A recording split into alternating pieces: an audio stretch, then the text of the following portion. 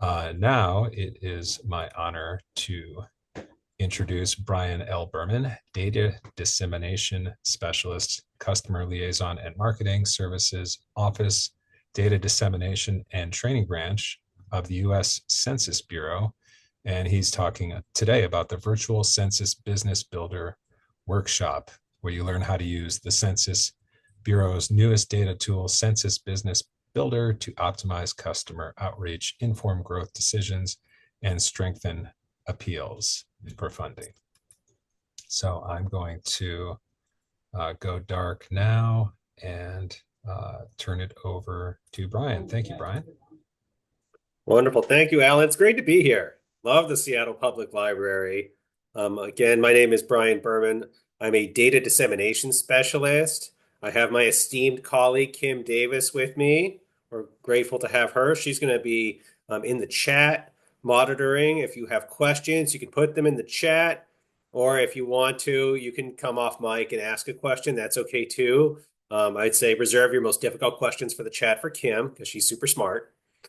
We are part of a team, the data dissemination team. We have about 30 of us across the country. It's our job to empower users like yourselves to use all of the wonderful data tools that the Census Bureau has to make them, make your work more efficient and better. We provide free trainings to the public. You can sign up online. Kim will provide a link where if you want to sign up online for a training, you can do so there, or I'll have my email address at the end where you can send me an email. I work in the Northwest. I'm based out of the Seattle area. So if you're in Seattle and you need data help, send me an email. So for today, I'm going to provide a little background on some of the sources of the data that we're going to find in Census Business Builder, specifically the American Community Survey. That's where the demographic and socioeconomic data is coming from. And then we're going to jump into the tool and we're going to look at different ways that the Census Business Builder can help your small business grow. All right, but first, let's start off just with a quick overview of the Census Bureau. I didn't know before I started here that the Bureau conducts more than 130 censuses, surveys, and estimates each year. And we're going to see a few of these today. The two most famous are those on the top, the decennial census and the American Community Survey. But we are going to take a look at the economic data from the economic census, county business patterns, annual business survey, all input into the Census Business Builder tool, which is why it's so great in that it's going to combine data from all these great surveys to help your small business. But first, just a little bit about the decennial census. I'm sure you're fairly familiar with it. You last filled it out in 2020. It's been done every 10 years since 1790, and it's mandated by the Constitution. So we have to do it. It's the primary purpose of the Census Bureau. You likely know that the House of Representatives are apportioned based upon that decennial census count. So after the count every 10 years, the Census Bureau helps the government determine how many seats each state gets in the Congress. You can see this is the results after the 2020 census, that our friends to the south in Oregon picked up a seat, that our friends a little bit more south in California lost a seat for the first time in California's history. And you may recall that Washington went from 9 seats to 10 seats after the 2010 census. I like to show this to folks and working with the public so that everyone knows how important it is that we get everybody counted when we do that decennial every 10 years. And the best example I can take is from New York here. You can see New York lost a seat going from 27 to 26. If New York would have counted just 89 more people in the 2020 census, they would not have lost a seat in the Congress. So that is a lot of political power to lose for just missing a count of 89 people. So it's super important looking toward 2030 that we in Washington get every person counted we can for the decennial. But wait, there's more. Here is a chart from a Census Bureau paper published in 2023 showing the largest federal programs that are funded based on the decennial census count. And these funding levels are set every 10 years by the decennial census count. You can see right here, $2.8 trillion in federal funds were sent to the states based upon how many people were reported in the decennial census. And I suspect that a lot of these programs are important to the folks watching, either here live or afterward on the video here, right? We see the three Medicares are on here. We see highway planning and construction, SSI income, Pell Grants, school lunch, Section 8 housing. All these funding levels are set based upon the decennial census count. So not only do we want to ensure we get everybody counted to keep our political representation, but to ensure that Washington gets every dollar that the state is entitled to into the next decade. I'm going to talk a little bit, if you don't mind, a little history so that you can understand where the American Community Survey, you see the acronym ACS, that's American Community Survey, how that came into being. From 1790 to 1930, there was one form used on the decennial census. Right, this was sent to every household. Over this period, the number of questions increased dramatically from 4 questions in 1790 to 13 questions by 1850 to 30 questions by 1890. By 1940, the decennial census had 35 questions. And this is the first year the Bureau included a 15-question supplemental questionnaire to 5% of the population. So that just means that 5% of households starting in 1940 received an additional 15-question supplemental questionnaire. Over time, the number of questions asked to every household was shortened, with the majority of questions being attached to the supplemental questionnaire. Thus, by 2000, the decennial census just had 7 questions going to every household, with the sample number of households receiving an additional 45 questions. After extensive testing of the rolling survey technique, the Census Bureau began the American Community Survey in 2005. Thus, and this replaced the supplemental questionnaire. So thus in 2010 and 2020, only the short form census was sent to every household. And that information that was previously obtained via the supplemental decennial questionnaire is now done by the American Community Survey. So you can see I like this chart because it shows folks that the sampling technique that we're using to get that wonderful demographic data that we'll see today in the tool has been a technique used by the Census Bureau since 1940. And yet the data has been greatly improved because we're not just providing data every 10 years, but through the American Community Survey, we now get yearly updates to the data. So you get data that's that much more accurate for your small business planning. A little bit more about the American Community Survey.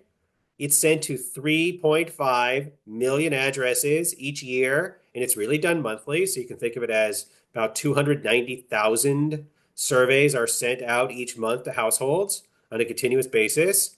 It's now covering 40 topics. Last year's ACS had 72 questions on it. And you can see it also informs how trillions of dollars are spent. And what's special about the American Community Survey, as you can see on this bullet point right here, the data is released in 1 year and 5-year estimates. So you don't have to rely on the data collected in 2020. That the most recent data available right now is the 2023 1 year and the 5-year estimate, which just means 2019 to 2023. I want to show you the topics, right? So because there are 72 questions on the American Community Survey, you can imagine there's a lot of wonderful data, and you can find a lot of this in Census Business Builder. That's why it's such a great tool. It's not just going to give you data to help your planning from the business surveys and censuses, but it's also going to give you a great resource for demographic and socioeconomic data. As you can see here, a lot of different topics covered on the ACS. I want to show you our first tool. This is Kim will kindly put a link into the chat so you can look at this yourself. If you're wondering, can you find information about a topic on the American Community Survey? I recommend starting at this Why We Ask question webpage. So as I said, there are a lot of questions on the ACS, and it's broken down into different categories as I scroll down. I pulled a couple that will be of interest to our business users. So if we clicked on income, this page will open. It'll talk a bit about privacy concerns people have in case you're worried about that. If you scroll down, it will show you how the data from the specific questions are used by federal programs. But to our point, if you click on view questions, Click that link right there. It's going to show you the questions that are on the ACS. And the way to think of it as, you know, the cliche, what gets measured gets managed. With the Census Bureau, what gets asked gets put into a table, gets tabulated, right? So if you see a question here, it's very likely that you'll be able to find data about this question on data.census.gov, or hopefully in Census Business Builder, so you don't have to go to multiple places. So you can see not only is the ACS going to ask the respondent income, but it's going to ask about sources of income as well. So you can get tables that'll show about Social Security income, SSI income. Those are all on data.census.gov. We'll also look a little bit at educational attainment. I pulled those questions up here. It's going to ask, right? It's not just did you graduate high school, but it's going to ask what grade, some college, postgraduate. So you can see you can get data to that specificity from the American Community Survey. So if you want to know, you'll remember this presentation. Okay, Brian showed me all these fun topics, but can I get specific data? Start with that why we ask page. That's a great place to start.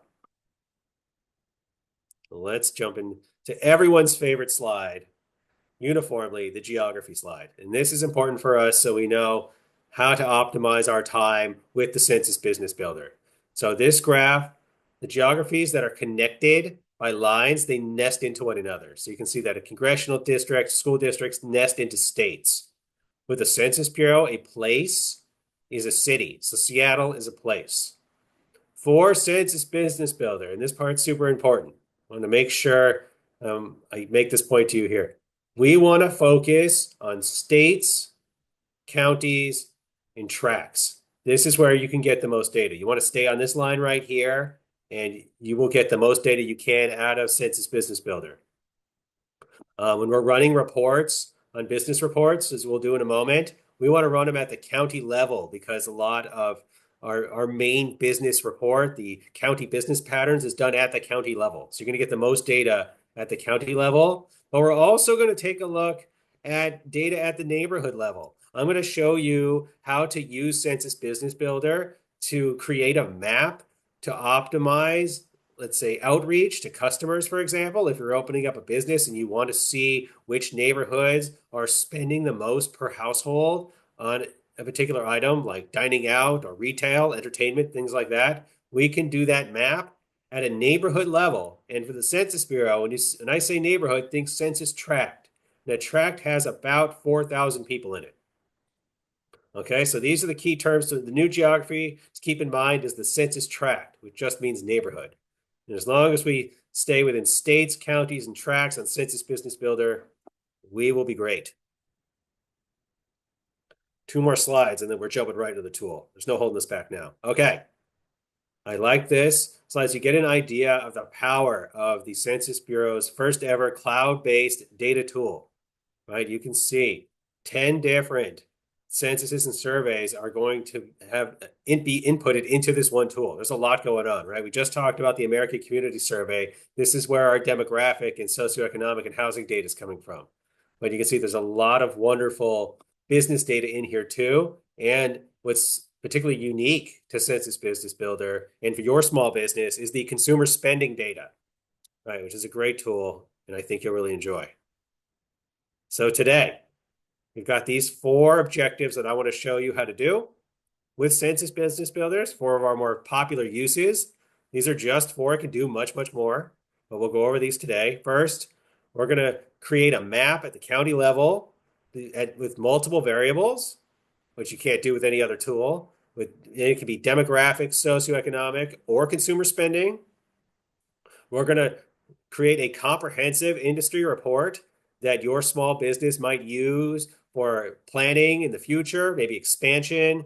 Maybe you're a mom and pop shop that wants to open a second location and you want to get a picture about revenues, about wages, those types of things, all going to be in the report. Or perhaps you want to make an appeal to a financial institution or a grant for funding. These reports will be useful for that as well, I've heard in the past.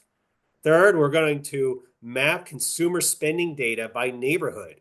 So we're going to find a location in Seattle, and we're going to see how we can use the map to determine the neighborhoods that we might want to target our advertising to based upon whatever variables you want to use.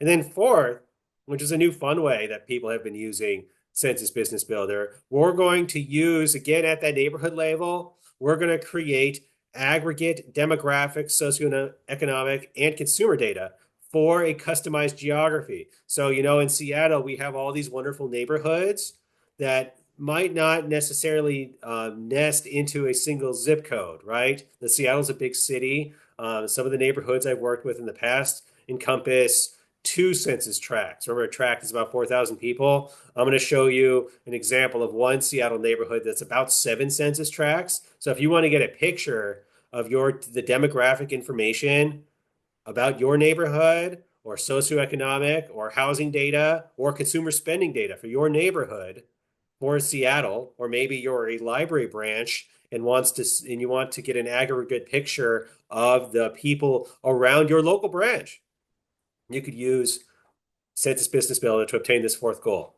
But with that, you guys are ready, I can tell. Let's jump right into the tool. How do we get there? Okay, I'm into the Google. I'm going to type, if I type Census Business Builder right here, we have excellent SEO at the Census Bureau.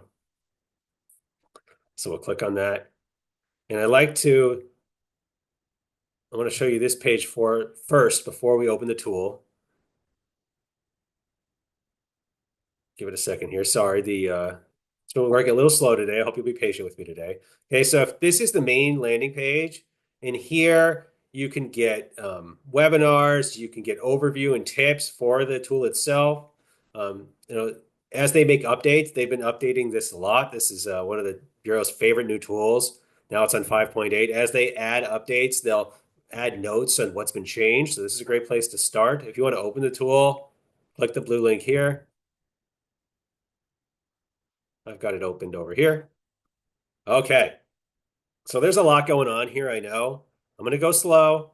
I'm going to show you the easiest way to set this up so that you'll be able to use it. Once you get a little practice, you'll see it's not too bad. It's just a little overwhelming at first, but I know you can handle it. All right, I recommend typing in a location to start. So the map is dynamic. So as you zoom in and out of a location, it's going to update on this legend over here. So it's best to type in a location. And I recommend, why not, lovely King County. Counties, right? Just make sure you have the right King County, like so.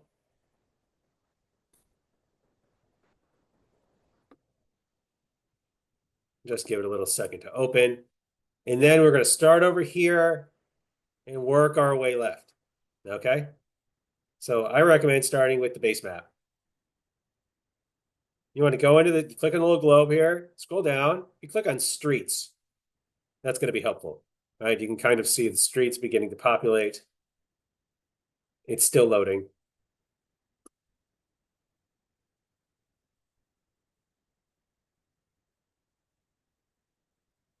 You also can come up here. I want to show you this. Oh, we have to let it load, sorry.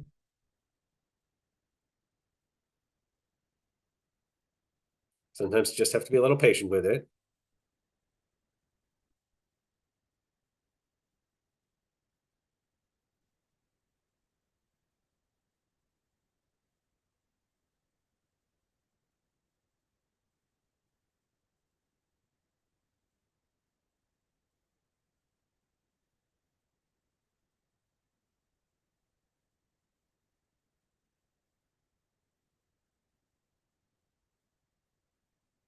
Just give it a second here. I might open another version.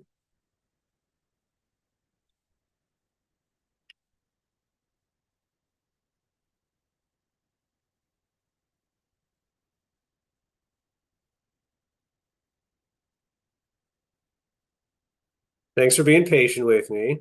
Sometimes it just takes a second. Oh, here we go. Okay. So we went in here. Right now, it defaults to establishments. You can see all the different counties in Washington. You can see King outlined over here.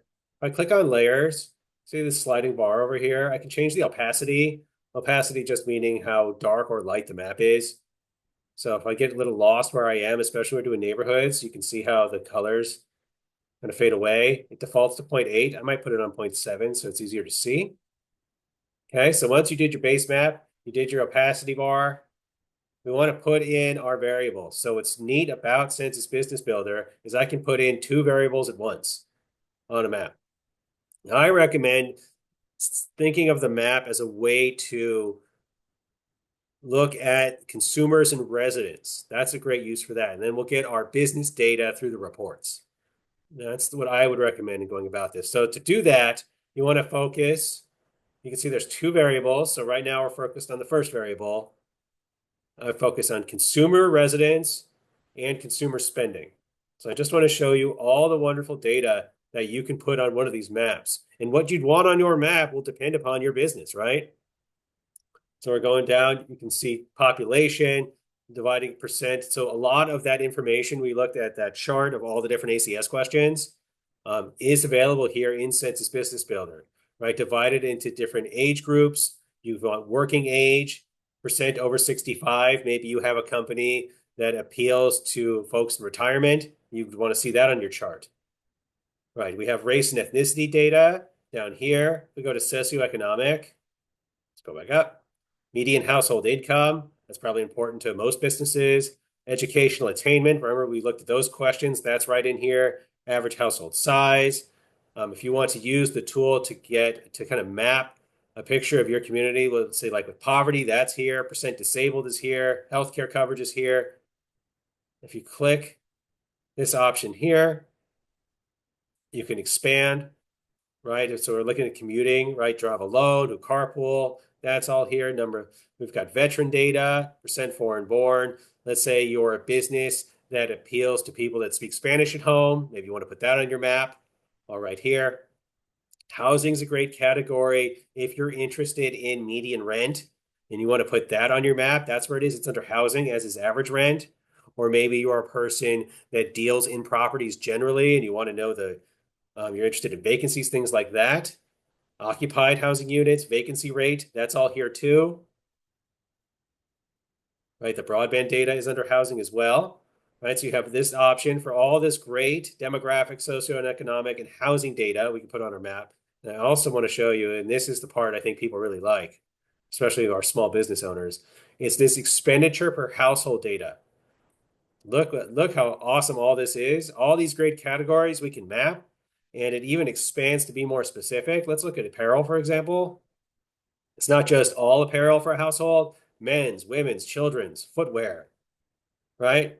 We've got education, we've got entertainment. It's even more specific, right? Dating services, pet food, right? Food consumed at home, household services, right? You can get all this wonderful consumer data. Not only can we map it, but it's going to show up in the reports we're going to build here in a second, right? In all these different categories. And this is available for free, by the way. I've had people say to me, chambers I've worked with in the past asking, I thought data like this is only available, for thousands of dollars. It's not. It's paid for with your taxpayer money. So I see no reason why you as a small business shouldn't utilize it to be that much more effective, right? We have local transportation, travel, right? Look at this. All this great consumer spending data is here. So for today's example, I want to do a restaurant that's considering perhaps expanding in King County, into Seattle specifically, and potentially wanting to build a report to appeal for funding, or to also use it to build a map to help target their advertising. So restaurant will be our example for today, but I'm going to show you in a moment how to look for all those different types of small businesses and some tips on that. But for our restaurant example, we're going to go down here, and I think one of the variables we want to use, right? If you're opening a restaurant, you want to know consumer expenditures per household on dining out. Awesome. Okay, primary variable. I was here, dining out. I can also do a second variable, okay? To put a second variable on the map, click secondary variable. Okay, this part gets a little confusing. So the primary variable, I'm going to show you the difference in a second. So let's say the secondary variable, I want to see expenditures on dining out in median household income, right? Another factor I think that will affect my business, okay? So that's under secondary, and I just click off like this. And now I've got it at the county level. So let's jump over to this legend here. So this legend is dynamic. When I zoom out, it's going to update. And it'll also cross state lines. So you've really got to be careful on what data you want in your map. You can change the color scheme if you want. I go down here. It defaults to green blue. I like yellow, green, blue. So and then it'll label it on the legend so you know what you're looking at. So the darker, like the purple almost, those are the counties that spend the most per household dining out. And this is across Washington. And then the secondary variable is shown by the size of the circle. So the larger the circle on the map for our second variable, the larger the median household income. So you can scroll over a county and it will tell you the difference. And it'll tell you specifically what they are, just like that. I want to show you this also. So we've got this great table over here. So it's going to show you the county that we're working in, a relative geo ranking. It'll show you the differences in time, and this will use the primary variable. So if you want to get this chart for a different variable, go up here and change the primary. And it will show you the county relative to Washington relative to America. And you also can pull up on your table for more stats, and that's easy to do too. You just click on it once, click your friend the pencil, and then you can add in a new one if you want to do percent in poverty, like that. And it will add it. Click the X. I want to add another one, right? Super easy. Percent with health coverage. Like so, click the X, like that, right? Pretty neat. So you can get stats like this on your table that easily. You can, or if you click on it again, you want to add it to the map. You want to put poverty into your map, you click the star, and it will do that for us. But we'll keep it as it is because we're going to use it in a moment. Okay, so we started over here. We changed a couple of our variables, right? We went up here. This is how we add variables to our map. Now I want to show you how to build a report. And the first step in that is to click this last bar, this industry bar up here. So right now, if we were going to create a report, so all you have to do is click that. We'll do it in a second. If we were going to do that without specifying an industry, this would show us all businesses in King County.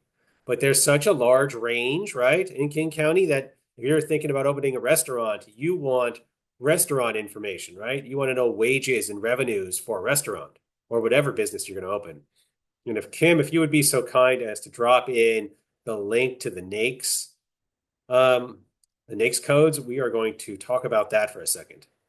Okay, you probably don't know what a NAICS code is, and that's okay. Don't feel bad. I'm going to show you a tip on how to find the industry you want for your report. So like we're going to do a restaurant for today. You just start typing in rest. Let's start typing in, and then it will default. NAICS codes range from 2 digits, as you can see here, or here's 4, but they're from 2 to 6 digits. And the more digits you add, the more specific the industry data is. We are going to look at restaurants and other eating places today, but I want to show you how you can use this search bar in conjunction with this NAICS website to help find the industry you want. Like your industry to build your report very easily. I recommend using the two in conjunction. Okay, so think of it, and this is the tip I can help you with NAICS to make this easy for you. I would type in the broadest description of your business into this box first to get a hint on what your NAICS code begins with, right? So you can think of that in like large categories like manufacturing, service, retail, right? Let's do retail as an example, okay? Right, it's very possible one of your businesses is in one of those large categories, okay? So if I type retail in here, I've already got a hint. This is a great place to start. Okay, so I typed in retail 44. Okay, so that's initial NAICS code I want to use so that I can start my search. So I know about the fancy Census NAICS code website. Okay, 44. Type it right there. Click go. Okay, and it's from here that you can begin to search for what type of retail you're opening, right? Let's say I want to I'm going to open a specialty food retailer, right? So I'm going to go down and try to find 4, aha, right? Because you can see retail is a very broad category, right? There's car dealers, tire dealers, like hardware retailers, right? There's all sorts of different retailers. That's a part of 44. But if I scroll down, you can see that 445, that's food, right? So as they add a digit, it gets more and more specific. But if I'm interested in specialty food retailers, I'm going to open a specialty food store in Seattle. This is where I could look. And this would be the title I'd want to use. And if I want to learn more information, like am I or is the business I'm opening a specialty food retailer? Excuse me. Click the link there, like this, and it'll go to the bottom and it will say to you, give you a definition of what that means. Okay. So again, type your broadest NAICS concept here, whether it be retail, just let it load. Right? So get an idea of what the 2-digit code is of manufacturing. I would start with 31. If it's not under 31, I try 32, then 33, then go here, type the 2-digit code here and begin to search for the one that best describes your business industry. And then the last tip for the next codes is you want to type the name as it comes up on this NAICS search into Census Business Builder. So I'm opening a specialty food retailer. I'm just going to type as it writes.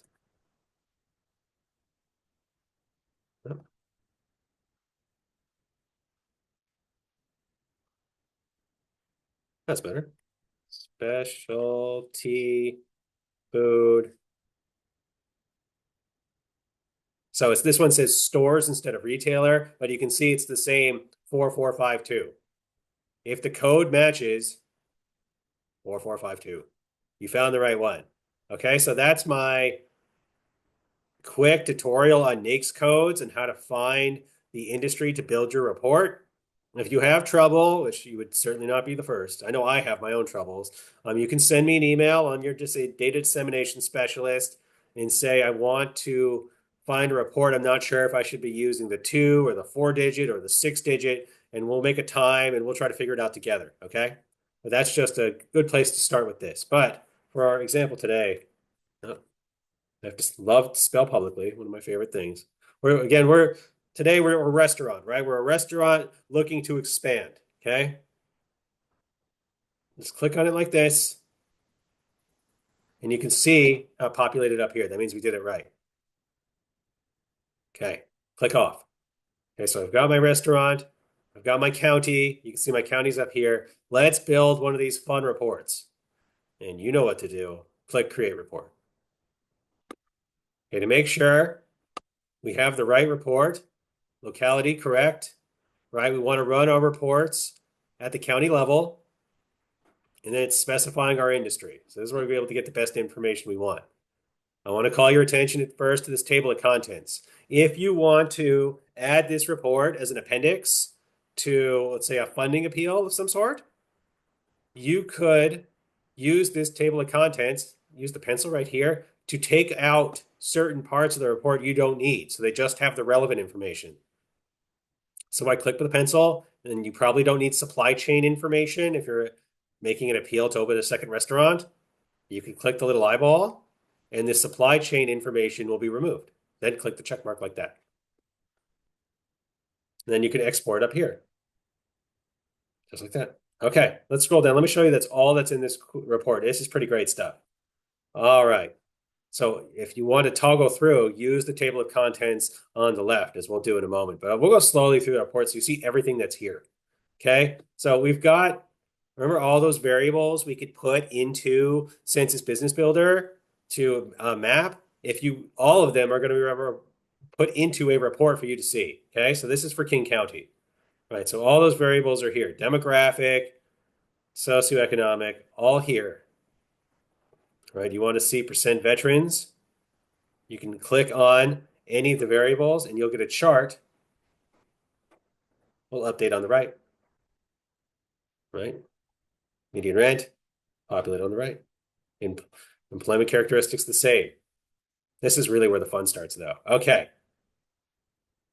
Things I want to point out to you. You want to make sure you did it right, that you want your industry labeled under industry cluster name. Okay. If you didn't select it correctly, it'll say all industries, but we did it right. So it says restaurant and other eating places. So this is data for King County restaurants, right? You're getting hyper specific. So you can get really good data about whether you're thinking about expansion or appealing for funding, as I've said, right? It's going to give you total establishments and it's going to divide it up into number of employees here. How many people are employed per restaurant is here. Payroll per employee is here, right? And then you can see the differences. Well, I guess if it gets too small, it won't be able to have the age, I guess the firm age, if it's the sample is too small. If we scroll down, here's some of this data you really want. You can see revenue per employer, revenue per employee, right? And total revenue of employers, all here under that revenue data. So you can see, is it worthwhile to expand? Or if let's say you're making an appeal for funding, you could run this report for restaurants for similar sized counties in the West and trying to show why expanding into King County is superior to, let's say, Matomna or Ada or Alameda or Los Angeles or Clark, right? You could make a report for any of those counties and then highlight the differences if you wanted to. We've got non-employer. Non-employer business is a mom and pop, right? You're a restaurant that's just a family-run operated restaurant, and now you're thinking of expanding. Well, to expand, you can't be at two restaurants at once. So you may need to use something like this to get an idea of, jumping down to quarterly business, how much it's going to cost, right? Like you can go down here, you can see average weekly wages for restaurants, changes from 23 to 24, right? You can see the number of establishments, and then you can see the percent change. This again is for restaurants. How many restaurants has the restaurant industry grown in King County? That's here, right? This is all stuff that both to help you make strong growth decisions, but also funding decisions, right? Or funding appeals, right? That's all here for you as well. So these quarterly business data. So under business summary, I like to look at employer business, business revenue, and quarterly business, where you can get a lot of that great information you want. Business comparison is another part that our small businesses really like. So these are kind of the broad industry sectors. These are common NAICS titles that we've looked at before, but it's going to show you relative to one another, right? How many people came in, how many firms, right? The total revenue for employers, right? Compared to all to one another. If you go to key ratios, this might even be more useful to you. You can see the food service compared to arts and recreation or constructing or educational services. You can see how many people there are. Let's say you're not sure what type of small business you want to open. You could see how many people there are per employer in the county. You can see how much the payroll costs and how much revenue per employer, right? So you can really get a great picture of not only just for restaurants, but a restaurant compared to other industries in King County too, all from this key ratio part. And then lastly, I want to show you, oh yes, the wonderful consumer spending data, right? We saw that we could put this in the map. It's going to be all placed here in your report, so you can have comparisons, and it's all expanded out already. So you can see the food consumed at home, healthcare, it's all here. All that great consumer data is here. And you can do this for any industry, or you can even put multiple industries, right? If I go up here, I can add a second industry and it will create a custom report for both if you want to do that. Okay, so that's how you make an awesome business report that you can use to help your planning or help an appeal for funding. Okay, so that was the second objective. Right? That's what we did here. So let's go to this third one. I want to build a map to help with my advertising. I only have a finite amount of money to spend on advertising, and I want to use it the best I can. So again, I'm a restaurant and I'm looking, where do I want to micro target my advertising. And I can use Census Business Builder to do that because it gives you data at that neighborhood level. And this is where you have to be gentle. You got to wait for this to turn blue. See how these turn blue? Now they're not gray anymore. Once it does, click track like that. And then you just have to give it a second. So it's going to produce the same map we had.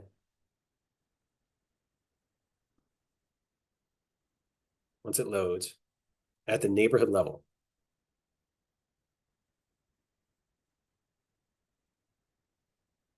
We're just going to be a little patient with it.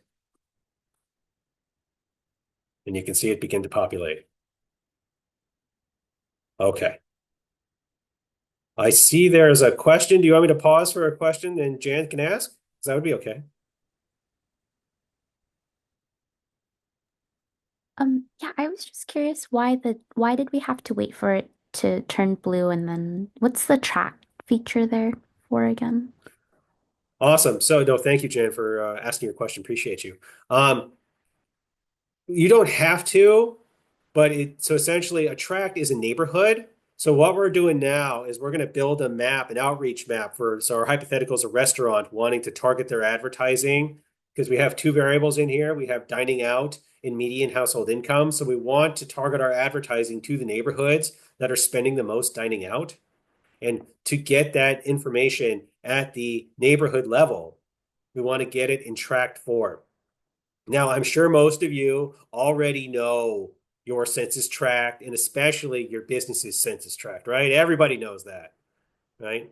And it's probably, but just in case you don't, and of course, how could you not? But if you don't, you can go to data.census.gov, type this little locator icon here, and you can type in an address.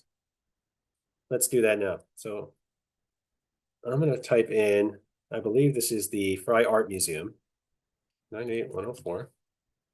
Address, zip code is fine. Okay. So it's going to give you all the different geographies that your location is. So type your small business address into, show you one more time, right here. Click that locator icon there, type in the address, and at the bottom here, it's going to show you your census tract. Okay. But I'm sure you all already have your census tracts memorized. Don't be shy. I know you do. So we're going to scroll up. So we saw it was 85, right? See, it's right there. I'm going to zoom in a little bit. So you just got to play with the zoom a little bit, depending on where you want it to be. Okay, so let's say I'm going to open up my restaurant here on Cherry. Okay, so if I'm looking and I've got my legend over here on the right, so I'm going to take a look at it again. So the darker the blue or purple, the more the neighborhood is spending on dining out. And if I zoom down, the larger the circle, so you can see in 85, the circle, you can't even see it, it's so small relative to these other ones, the higher the median household income. So as you likely would know, you probably don't just dine out in your own census tract, right? Or at least I don't. You probably don't either. So when you're targeting your advertising, you may want to use this map to target advertising to the neighborhoods that are spending the most on dining out that are near your establishment, right? So you're looking at this. So let's say you're on Cherry here in 85 and you're looking around, you go, I probably want to advertise, right? Due east, due northwest, right? These tracks up here, northwest, right? Or to the east. As you can see, that they're more dark blue so that you could, and you could do this for any business where you could find your census tract using that locator and then see down to, because these tracks are about 4,000 people, you can see to that tract level, okay, which neighborhoods are spending the most on the type of good that I'm selling. And then you can micro target your advertising, whether it be physical or online, to those neighborhoods where you want your advertising, where you think you can get the most bang for your buck. Right? Pretty neat. And you can do that you can absolutely do that for Seattle. And you could change this to any two variables you want. If you have a business. We had an example before. If you're appealing to people that speak Spanish, you could change that to one of the variables. Or you're a business that appeals to people who are retired, right? Maybe change it to people over 65 or to veterans, right? There's all these different choices. Or you can do it by race and ethnicity. Or there are, right? We saw there were a few dozen different variables that you could make this map on. But you can also all those different consumer expenditure data points too, all to help you build a targeted map. So all we did is we first found our tract here, right? And then we came back, we found our track, it was 85. We picked the two variables we think are most important in our outreach. And then you can kind of get a picture where we think our advertising could do the most good for our small business. All right, pretty cool. I know you think so too. Okay, I want to show you one more thing, and then I'm going to leave a couple minutes for questions. And I want to show you, because this is especially neat for a city like Seattle, which has all these wonderful neighborhoods that don't necessarily nest into fancy census geographies. Okay, so that's point 4 here. So let's say, for example, I want to get a picture of the demographics of, I'm going to use an example of Capitol Hill. Okay, it's just one Seattle neighborhood. And I want to get an idea. I want to know race and ethnicity data. I want to know poverty data. I want to know disability data, health insurance, commuting data. I worked with one neighborhood that was going to use they created, use this map to get an idea of the commuting data planning for the World Cup. Right? There's lots of different ways you could use this. Or as I said earlier, maybe you're a library branch and you want to get an idea of the demographics right around your local branch. But something like zip code is probably too big, especially in Seattle. So the neighborhoods you can create an aggregate demographic socioeconomic housing report using Census Business Builder. So a lot of nonprofits use it this way. And that is an option to do so. So you're going to pull this up. And when you're at this level, it's too local, right? But we're going to go to region. So it defaults to detailed. I clicked on regional, okay? We're going to create a region. This is how we create a custom report, okay?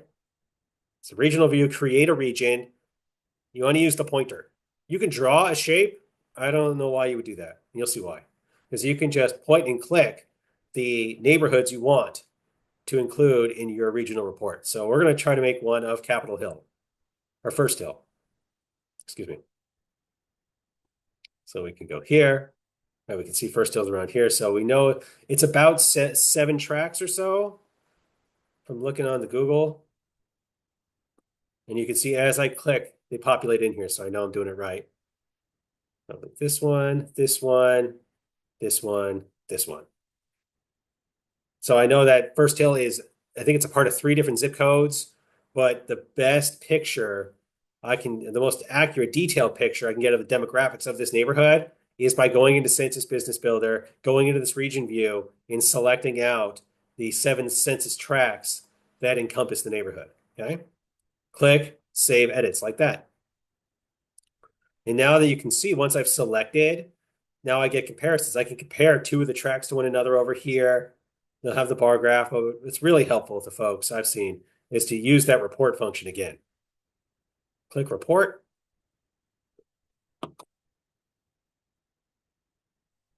Okay, we know we did it right because our tracks are listed here. We can check our work if this looks like the neighborhood we wanted. But really what you're looking for is right here under consumer and residents.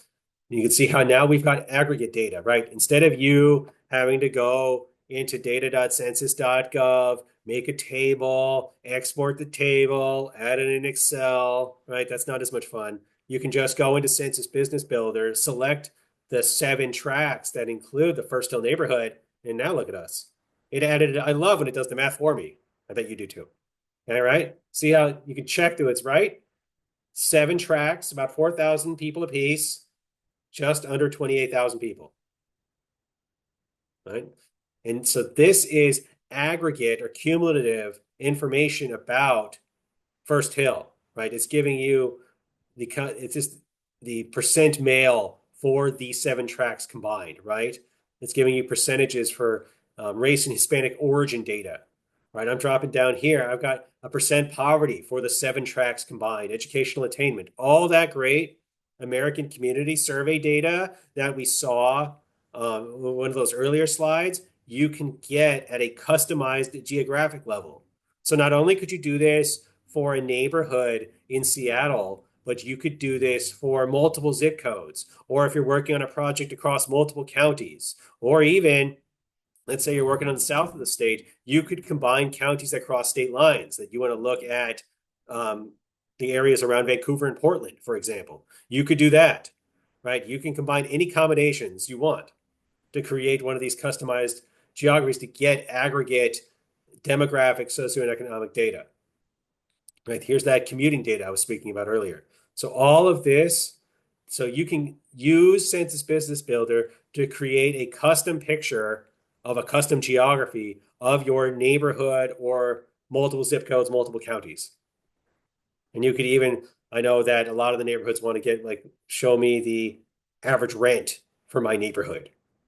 If it's, you know, if it's 7 tracks, you can see that right here.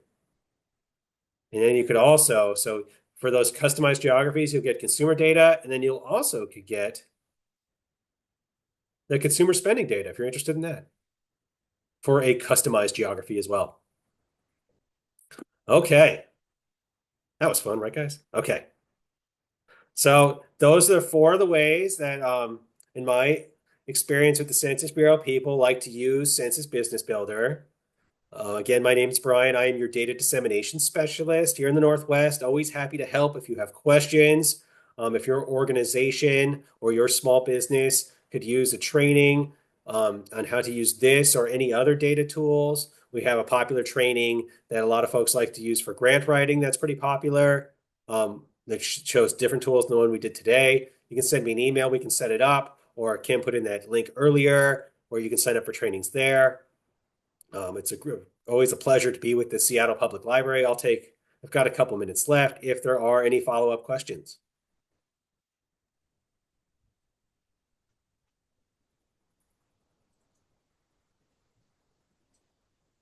Hey, Brian, did you want to mention the data gem that's available for Census Business Builder? I do. I believe we have a link for it. You can visit the Census Academy. We've got a link in the chat.